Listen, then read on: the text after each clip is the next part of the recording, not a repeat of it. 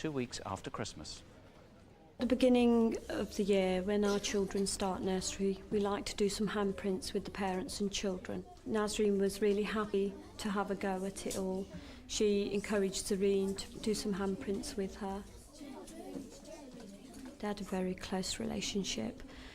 Zareen was always very happy to see her mum. When her mum would arrive at the door, Zareen would tell her what her day's been like, and Nasreen would come down to her level and listen to what she's done and ask her questions about her day.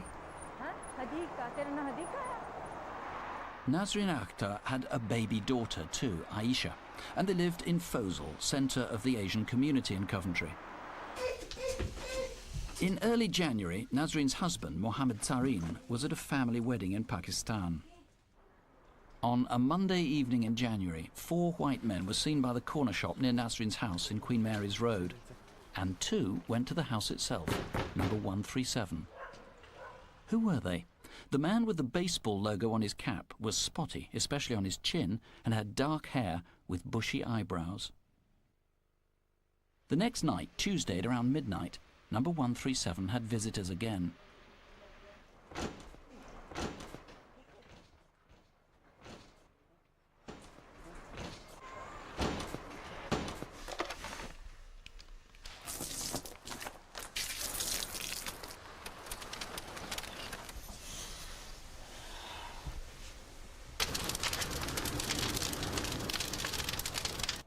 This is the room where the fire was lit. Within 5 seconds of the fire being lit, the whole room would have been a raging inferno. It was just a total ball of fire, flames out the windows, flames out the doors. The burning settees would have produced huge quantities of thick black smoke, which would have filled the whole house within about 30 seconds, to the extent that you couldn't see a hand in front of your face. The smoke would have been that thick. The smoke went straight up the stairs and filled the whole of the upstairs very quickly.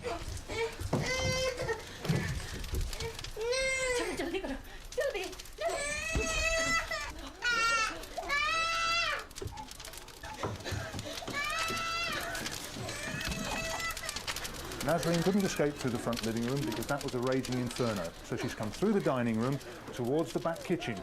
And you can see the sort of heat that there was in the room when you look at the blistering of the paint. That's blow lamp type temperature. And the fire was actually nowhere near this door frame. It was 15 feet away in the front room.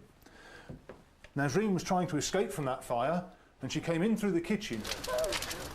And you can see from the level of damage to the accessories in the kitchen and the level of smoke that's on the walls and the ceiling, just how fierce this fire was.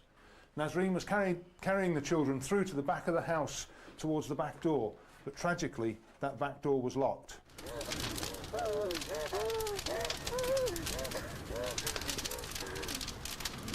When the fire crews found Nasreen, she was on the floor of the bathroom together with the children, and all 3 were unconscious. Mother and daughters were brought outside as paramedics struggled to revive them. They all survived the journey to intensive care, and eventually the 2 little girls were brought round. But nothing could save Nasreen.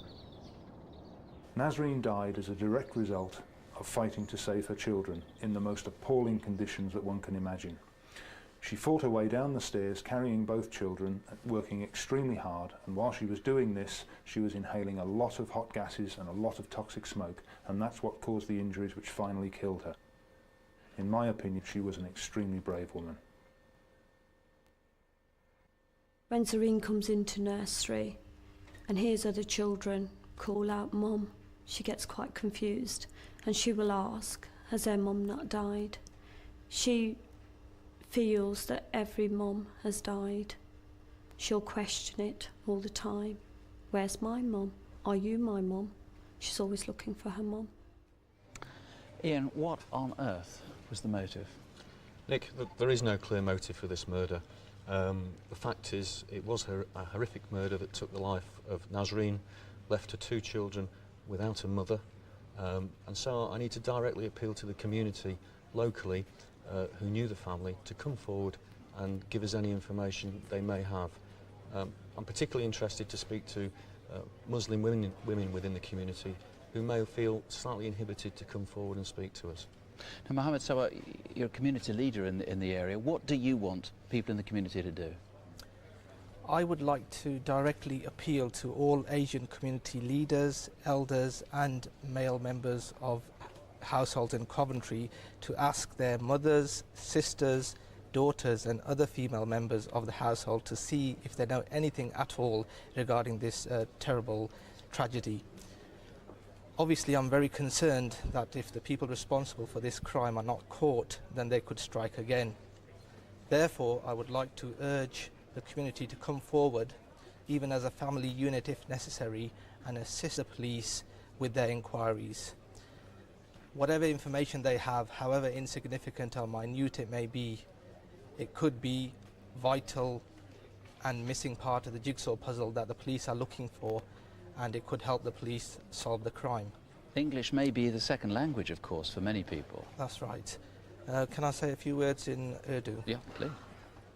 लिहाजा commentary की एशियाई community से और खुसूसी तौर फौजल की एशियाई ख़वातीन से परज़ोर अपील की जाती है कि वो आगे आएँ और कॉमेंट्री पुलिस से पूरा तावन करें. Obviously, Coventry Police have set up a confidential telephone hotline for Urdu and Punjabi speakers, and I would urge the community to telephone and help the police solve this crime. Ian, people have tried to help. We have had quite a bit of information. Yes, some people have come forward. We have had an anonymous letter that's come into the incident room at Coventry. I would desperately like to speak to the person who sent us that letter and assure them that whatever information they have to give us will be treated sensitively and as confidentially as we possibly can.